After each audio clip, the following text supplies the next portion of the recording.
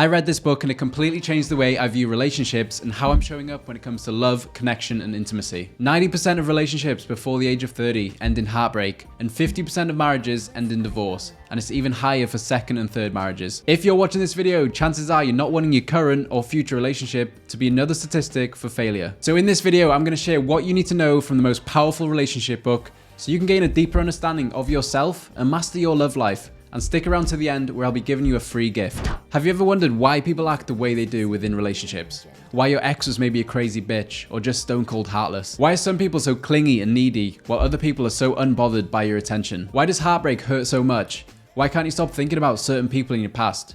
Why do you fall in love so fast? Why do you find yourself jumping out one relationship straight into the next? Why do you find yourself having cold feet whenever things get serious?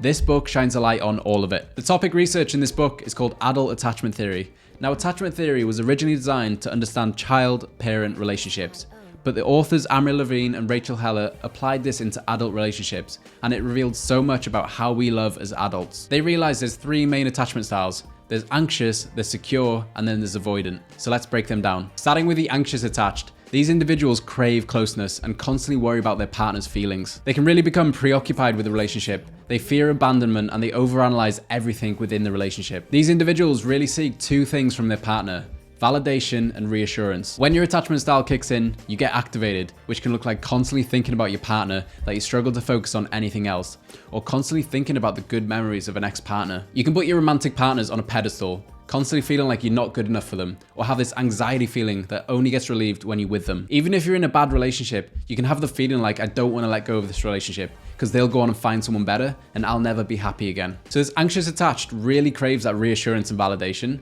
and they're going to go a long way in order to receive it. These are called protest behaviors. They can look like you constantly sending messages to your partner and worrying if you don't hear back from them. You may even attempt to withdraw from your partner when you're not with them, just to show them how it feels. You might ignore their phone calls. You might not text them back, just to act busy and unapproachable. You always keep score within your relationship, so checking how long it takes them to message you back, how long it takes them to answer the phone, even threatening to make plans with your ex. All this is a simple fact of you needing reassurance within your relationship. I want you to raise your self-awareness. Does this sound like you? Or does this sound like someone you've dated in the past? Once you raise your self-awareness around your love life, the negative patterns stop recreating themselves. The next attachment style is secure.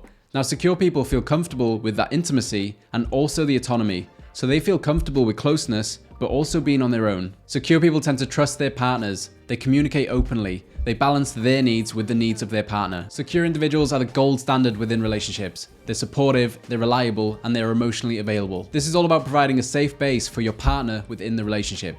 Make them feel safe, make them feel reassured, make them feel confident in your future together. You're available to your partner, you respond to their needs, and you allow them to depend on you when they need to. You don't react or interfere when they're expressing their needs. You support them in getting what they need. You allow them to do their own thing without you trying to take over the situation. You also encourage your partner in their personal development, in their growth, because you know that you're a team and you're going to work together. The last attachment style is avoidant.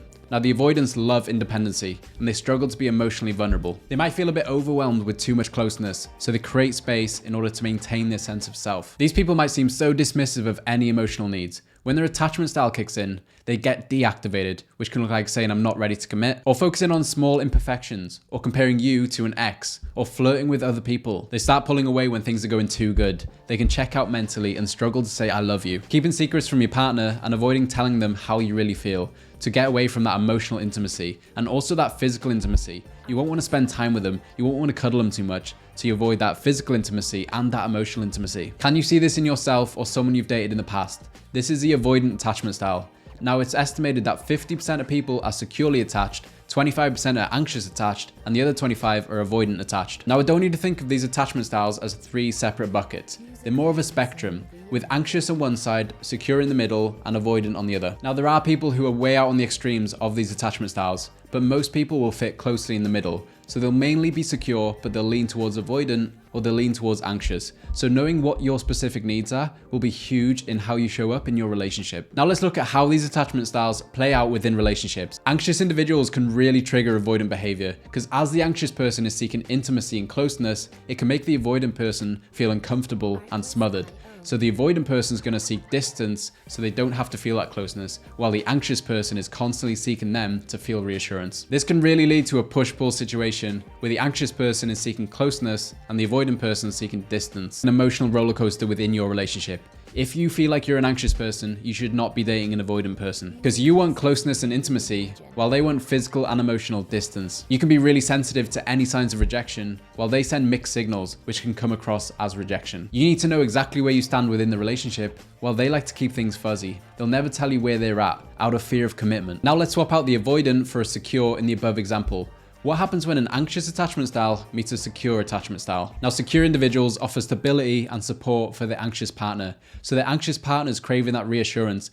That secure partner can give that to them. So they feel a sense of safety. They feel that secure base from them, and they can really love in that relationship and really depend on you. However, the secure partner knows how to stand their ground. If the anxious partner's insecurities become a bit overwhelming, it can really put a strain on the relationship. Now let's look at how the secure attached deals with the avoidant attached. Funny enough, the secure attached offers enough balance for the avoidant, so enough balance of intimacy and independence, so the avoidant doesn't feel smothered. They actually help their avoidant partner open up emotionally while respecting their need for space. Unlike the anxious attached, the secure is happy in themselves. They don't need that constant reassurance from their avoidant partner, so they don't feel smothered and they can give them the space they need. When two avoidant attachment styles get together, it never really lasts because there's not enough emotional glue to keep that relationship together. Because imagine both these people are seeking distance and independence. So they might sleep together every now and then, but there's not going to be emotional glue to keep them together. Then lastly, let's look at two people who are anxious attached. They want to spend all their time together. They want ultimate affection, which they both love, right? These people are constantly being reassured of each other's love, which is great, but it can often lead to two people staying in a relationship far too long.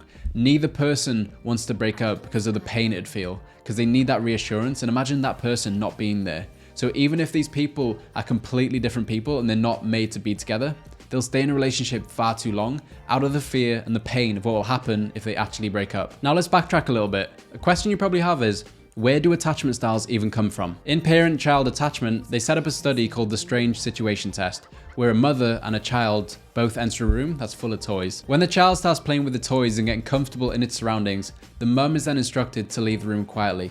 Then the child's reaction when it realizes its mum left is what shines a light on what attachment style that child is. An anxious baby would be distraught. It'd throw a tantrum trying to barge the door down. Nothing would matter except the reassurance from the mother. When mum enters the room again, the child would be climbing up her, crying and not letting her go. Now a secure attached would notice the mum leave, get a bit upset, but look around his environment, keep playing with the toys, and when the mum does come back in, it'll go up to the mum for reassurance and then continue playing with his toys. Whereas the avoidance didn't even notice the mum leave, didn't notice the mum come back in, just continued playing with the toys. The study did show something fascinating though. Having a secure attachment figure within the room, which they've coined a secure base, helped all three attachment styles feel safe to explore the unknown. This secure base is an absolute must for children to feel safe enough to explore and learn new things. And it's the same within adult relationships too. Many people believe you should be fully independent within your relationship, never having to rely on your partner for anything, because any shows of dependency is unattractive, right? It's needy. But this study showed that actually having someone you can fully depend on can make you even more independent. Having someone you can fully rely on can make you so much more outgoing and confident